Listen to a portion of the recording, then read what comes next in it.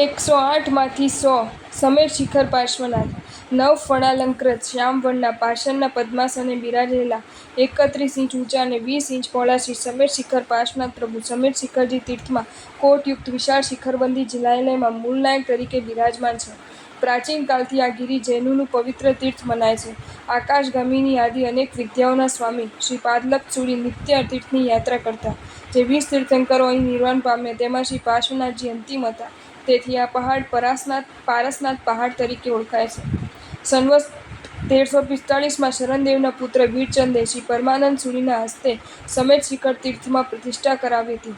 ભોમિયાજીના મંદિરથી શરૂ કરી પર્વત ઉપર બધી ટૂંકોની યાત્રા કરીને નીચે આવતા 18 માઇલનો રસ્તો થાય છે.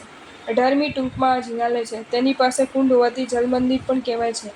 મૂળનાયક શ્રી શામલા પાર્શ્વનાથજી પ્રભુ જ શ્રી સમેર શિખર પાર્શ્વનાથ નામથી ઓળખાય છે. આખા પર્વત પર અન્ય ટ્રંકોમાં ફક્ત પાદુકાઓ સ્થાપિત કરેલ છે. ફક્ત આ ટૂંકમાં જ બિંબો બિરાજે છે. શ્રી સમેર શિખર પાર્શ્વનાથના આ મનોહર પ્રતિમાજી સંવત 1822ના વૈશાખ સુદ 13ને ગુરુવારે શ્રી ખુશાલચંદે ભરાવ્યા હતા અને શ્રી સકલ સૂરીએ પ્રતિષ્ઠા કરી હતી. આ તીર્થની 31મી ટૂંક મેઘાડંબર ટૂંક કહેવાય છે. આ ટ્રંક ઉપર 2 માળનું શિખરયુક્ત જિનાલય છે. શ્રી પાર્શ્વ પ્રભુનું આ નિર્વાણ સ્થાન છે. શ્રી સમેર શિખર પર્વતની તલેટી મધુવન કહેવાય છે. તીર્થના અધિષ્ઠાયક શ્રી ભોમિયાજી છે. યાત્રિકોને યાત્રામાં સહાય કરે છે. પોષ દશમીના દિવસે અહીં મોટો મેળો ભરાય છે.